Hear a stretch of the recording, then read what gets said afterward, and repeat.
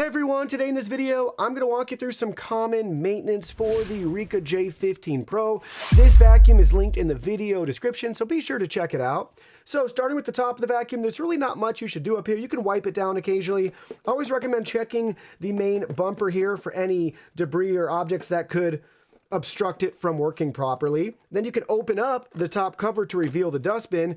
This is where you'll have to do some maintenance, like cleaning out the filter. You can also replace the filter. I like to use compressed air and give it a little tap. That breathes a lot of new life into the filters. You can wash and rinse this piece out.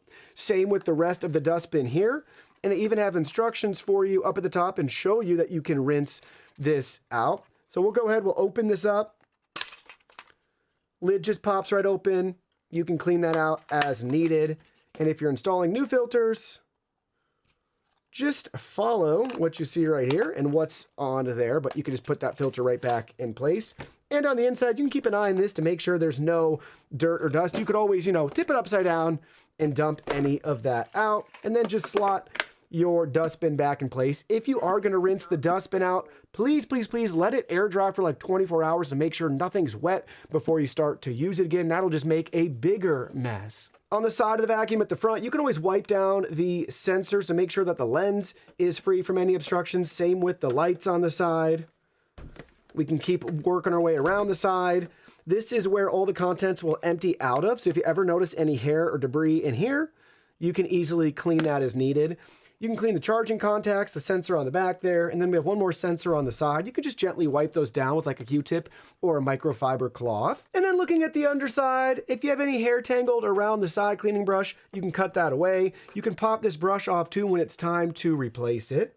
You can also dust the cliff sensors down here, making sure they're free from any buildup. Looking at the main brush roller, we get easy access here to cut away any hair tangles, or you can go ahead and put a new one on. Simple and straightforward.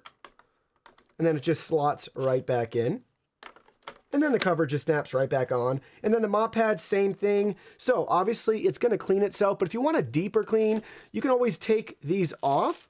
It's just Velcro. So you could put these in like your washer and dryer if you wanted to, or just wash them in the sink, let them air dry. You get the idea, but microfiber cloths there. Obviously you can also put new ones on when it's time. You can check in here for any obstructions. That should be good though. Same with the other mop pad. They just pop right out. And again, Velcro, simple, straightforward to clean those. And that's just going to be at your own preference, or once they wear out, get some new ones. So it's simple and straightforward to take care and maintain your Eureka J15 Pro Ultra.